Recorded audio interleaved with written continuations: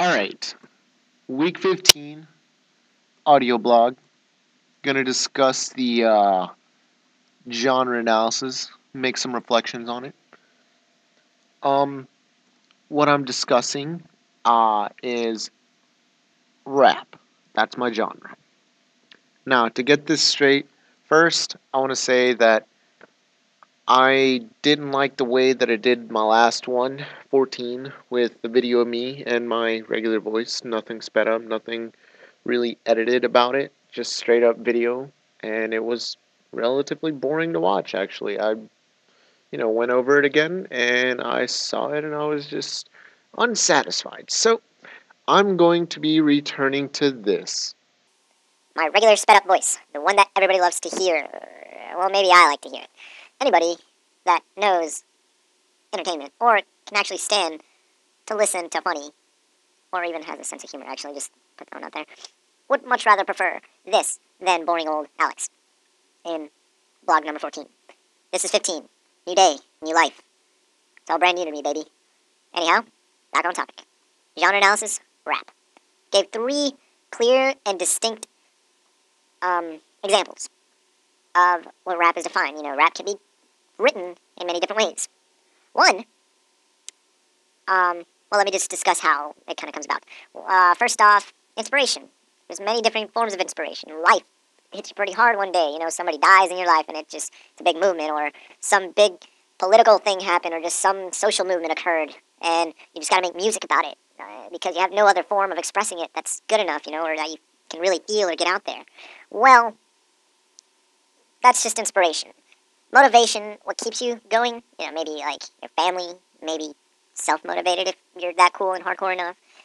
Maybe even, yeah, I mean, that's really about it. But really, there's other things like why you do it, mainly your purpose.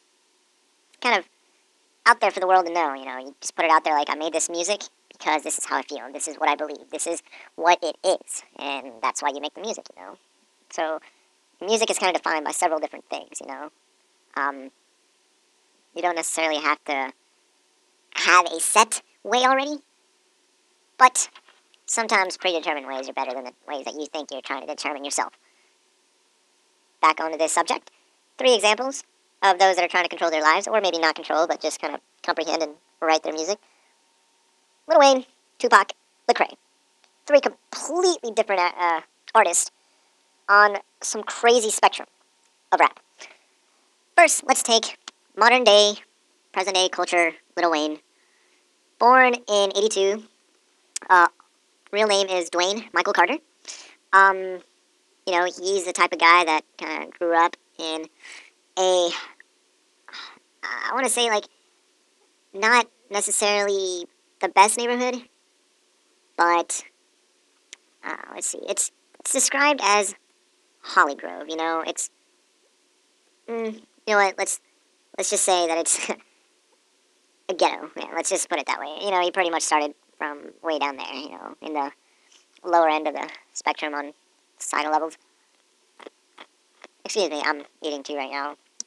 Been a long day, kind of hungry. Anyhow, and this also shows how much I really don't care about this guy. Still, born and raised, ghetto, early career, started with, Hot Boys, I guess. Never really got off to an amazing start, but once he started debuting albums, he was 17. One of his songs hit number 3, and eventually he kind of just climbed his way from there and started making his own albums, the Carter albums mainly. Most of those consisted of, like in his early albums, consisted of talking about what was going on. Just in life, it wasn't necessarily about his, it wasn't necessarily about anybody's in particular, but it was just like how stuff is going on, how today, quote unquote today, really is. And I guess he was already leading himself to go and make today's pop culture rap. That's the direction he was already going in from late 90s, early 2000s. And I guess his inspiration was to just get out of the ghetto and live the good life. And the good life is actually what keeps him going. Really, that to me is Lil Wayne, just in a nutshell. Tupac, I can easily give you his kind of story. He was born and raised up in some sections up near New York City, near Manhattan. His real name is Tupac Amaru. Amaru. Don't know if I'm pronouncing it correctly. Shakur. Born in '71. He was born and raised by the streets, and he kept it that way. You know, he never really left them, and the streets never left him. His life was always a struggle. You know, constant charges with stuff. He was whenever he started making his music, started pretty low on the bottom as well, suburban and all. Um, when he first debuted, he wasn't necessarily the biggest or the best, or as many people like to refer to him as, not really like high up there. He was more so smart about it though. So instead of going out there and being with the gangs and joining cliques and all this stuff, trying to be Mr. Cool or Mr. Popular, he did it for a purpose. And it wasn't for his, but it was for his family, for the well-being of everybody around him. And once his music started making headlines, it was going in a bad direction because political figures and all of the like were starting to blame all these happenings that were. There was a shooting in Atlanta and a rape charge that he was accused of pretty much causing. Another one includes a shooting in Marin City. I really don't know where this is from. This one's from. I didn't research this one, but really a lot has to do with his music being blamed for the cause and the sole purpose to do stuff like that. That his music provoked it. Well, what his music really did was open the eyes of all those that didn't live his life. It was music that told his story. You know, I lived on these streets, and you don't want to be here. And he told what happened. He told his feelings about what happened. He didn't like any of it. The only thing he liked was the fact that he still had his family. At least some of it, you know. What he could hang on to, you know, at least his mother. But even then, you know,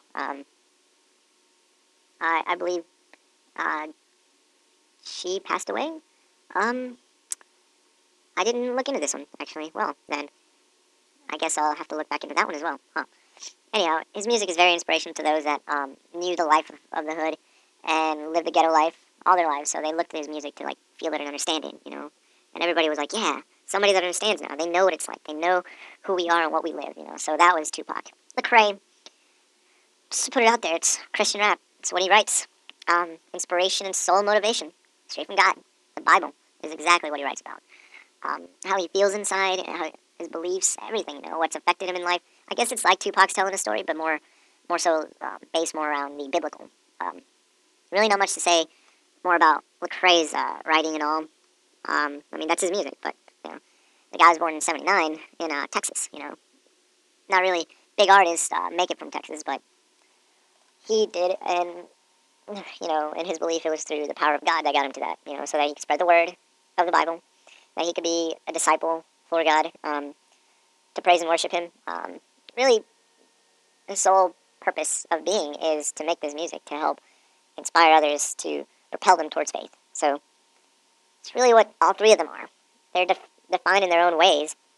Some characteristics may be alike from where they came from or what their belief is or how they came about or who they may really be like, but they're distinguished quite separately in today's pop culture, Lil Wayne, then's culture of old school rap, true rap, the days of Tupac, and Christian rap with Lecrae, and plenty others out there too, but Skillet and all that. No, Skillet's not a rapper. Never mind, scratch that part. But there's plenty others, and so far I'm going into depth as to why they are and what, you know, why they do what they do. More so, I'm looking more at this paper as, you know, a question why I want to do it. And I figured it more so out, not just, you know, it's not just a grade. Yeah, might get an A, B, C, D, F, who knows, whatever the grades are. But I'm thinking more of it as a reflection of my writing as well. Observatory skills, research methods, how well I can even make a paper. Quite frankly, still not too well. But the drafts get me there. So far, a second draft is really, really, really not looking too well either. So I'm still struggling a little bit, but, you know, it'll make its way along. But so far, so good, you know. And hopefully, by the time I get done with this paper, it'll be a masterpiece, you know.